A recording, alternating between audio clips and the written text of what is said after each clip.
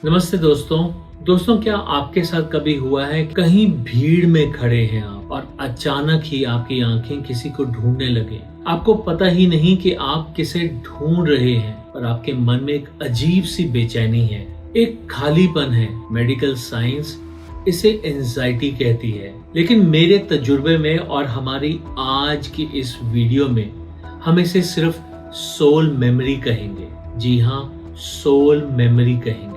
आज मैं आपको अपने एक पुराने क्लाइंट के बारे में बताने वाला हूँ। चलिए इस क्लाइंट का नाम अनन्या रखते हैं। अनन्या की जिंदगी बहुत ही अच्छी थी, बहुत अच्छी लाइफ जी रही थी। वो अच्छा परिवार था, अच्छी नौकरी थी, लेकिन अनन्या को एक बहुत ही अजीब सा डर लगता था। उसे रेलवे स्टेशन से डर लगता था, उसे दिल्ली मेट्रो से डर लगता था। ये डर रेल का था, ये डर मेट्रो का था, ये वहाँ के एस्केलेटर्स या फिर वहाँ की लिफ्ट का डर नहीं था। ये ट्रेन का, वहाँ के प्लेटफॉर्म का, उस एनवायरनमेंट का डर था। ट्रेन के इंजन का जब हूटर बजता है, कोई सीटी बजती है, तो ये आवाज सुनकर मानो जैसे उसका दम घुटने लगता है।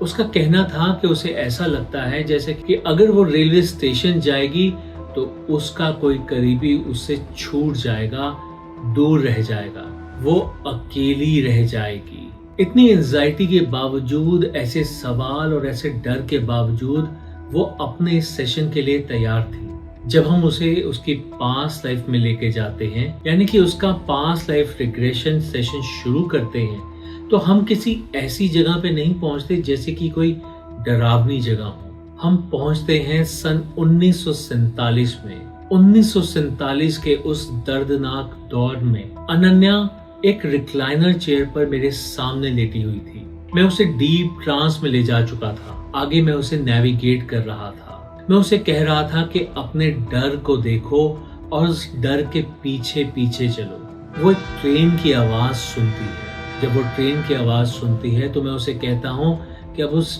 ट्रेन की आवाज की तरफ बढ़ो। देखो वो ट्रेन की आवाज तुम्हें कहाँ पर लेकर जाती है। अचानक से अनन्या का शरीर कांपने लगता है। कमरे में एसी चलने के बावजूद उसके माथे पर पसीना होता है। उसने बहुत ही डरी हुई आवाज में कहा, यहाँ बहुत शोर है। फिर कुछ समय रुकने के बाद वो दोबारा कहती है, यहाँ पर तो बहुत ही धक्का मुक्की हो रही है। इसके बाद मैं उसे आगे पूछता हूँ, तुम कहाँ पर हो? ऐसे में वो जवाब देती है कि वो लाहौर स्टेशन पर है।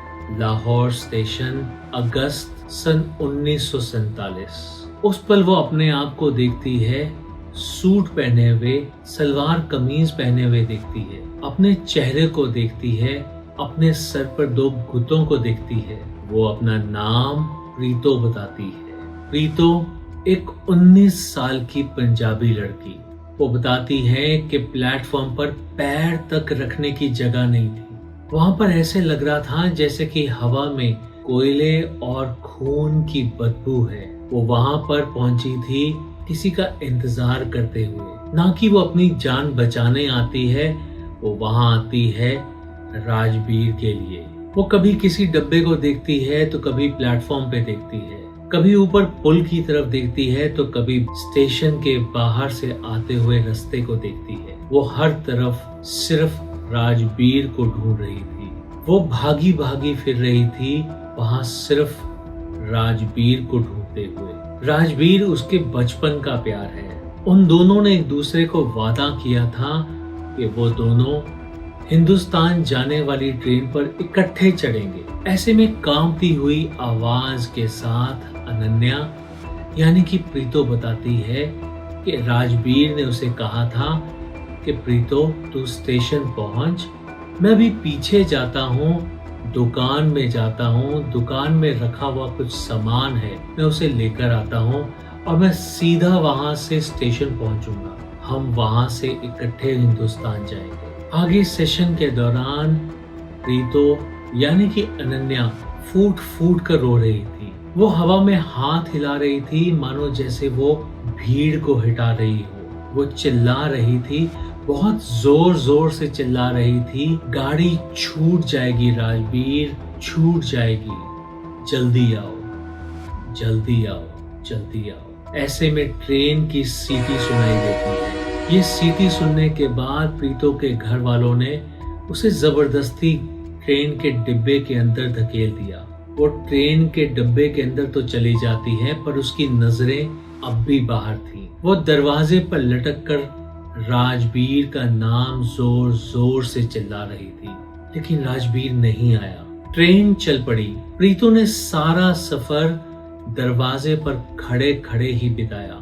उसकी नजरें मानो जैसे पटरियों को निहार रही थीं। लेकिन कहानी यहाँ पर खत्म नहीं होती। कुछ घंटों के बाद उस ट्रेन के ऊपर हमला हो जाता है। उस हमले में प्रीतो की जान चली जाती है, लेकिन मरते वक्त प्रीतो को मौत का दर्द बिल्कुल भी नहीं था। उसके मन में सिर्फ एक शिकायत थी, एक गहरा जख्म था। उसने सोचा कि राजबीर ने धोखा दिया, वो नहीं आया, उसने मुझे अकेला भेज दिया। यही वो अधूरापन था जो वो पिछले 75 साल से अपने साथ ढो रही थी, अपनी आत्मा के ऊपर ढो रही थी। उसे आज भी ऐसा लगता था कि अगर वो स्टेशन पर जाएगी तो वो वहां जाकर बिछड़ जाएगी, किसी न किसी को जरूर खो देगी। यहीं पर पीएलआर का सबसे खूबसूरत हिस्सा है। हम सिर्फ दर्द नहीं देखते, हम सच देखते हैं। इससे आगे मैंने अनन्या से यानी कि प्रीतो से कहा, अब तुम शरीर से आजाद हो। जैसे एक सैटेलाइट व्यू होता है, जैसे एक बर्ड व्यू होता है, वैसे ही मैंने उसे कहा कि अब वो ऊपर से देखे कि उस दिन राजबीर स्टेशन पर क्यों नहीं पहुंच पाया। वो देखे उन परिस्थितियों को और समझे कि राजबीर ने सच में उसे धोखा दिया या फिर सच कुछ और था, जो शायद उस समय की पाबंदी की वजह से वो नहीं देख पाई। इसके बाद अनन्या यानी कि प्रीतो अब ऊपर आसमान से देखती है। वो देखती है कि राजबीर भाग रहा था। राजबीर को भागते हुए देखते हुए उसका रोना जैसे थम सा जाता है। वो देखती है कि जब राजबीर भाग रहा था तो उसके हाथ में एक गठरी सी थी। वो गठरी को अपने हाथ में दबाए हुए स्टेशन की ओर भागा चला रहा था। वो स्टेशन के गेट तक पहुंच गया था, लेकिन भीड़ में दंगाइयों ने उसे घेर लिया था। प्रीतो की ट्रेन चलने से तकरीबन 5 मिनट पहले राजबीर ने अपनी आखिरी सांस ली थी। जब वो गिर गया था, जब उसके प्राण निकल गए थे, उसके हाथ से वो गठरी छूट गई थी। उस गठरी में और कुछ नहीं बल्कि कुछ जेवर और कपड़े थे जो कि वो प्रीतो के लिए ही लेकर आ रहा था। उस समय अनन्या यानी कि प्रीतो ये भी देखती है कि राजबीर ने अपनी जो आखिरी सांस ली थी वो भी उसका नाम पुकारते हुए ली थी। राजबीर ने उसे धोखा नहीं दिया था, वो मजबूर था। जैसे ही अनन्या ने यानी कि प्रीतो ने ये देखा तो वो जोर जोर से फूट फूट कर रोने लगी। लेकिन ये रोना उसके डर का रोना नहीं था, ये तो एक राहत यानी कि रिलीफ का रोना था। वो बोझ जो उसने पिछले 75 सालों से अपने दिल पर उठा रखा था कि वो मुझे छोड़ गया था, वो पिघल गया था। इस सेशन के बाद जब अनन्या उठती है तो उसकी आंखों में एक अलग ही चमक थी। उसकी आंखों में एक अलग सा आत्मविश्वास था। जाने से पहले उसने मुझे कहा कि सर, अब मुझे राजबीर पर कोई गुस्सा नहीं है, मुझे तो बस उसकी याद आ रही है। ये सुनने के बाद और उसका सेशन देखने के बाद मैंने उसे बस एक ही बात बोली कि बेटा, आत्माएं कभी बिछड़ती नहीं है, वो तो बस चोला बदलती हैं, वो तो बस शरीर बदलती हैं और वो भेष बदलकर सामने फिर से जरूर आती है।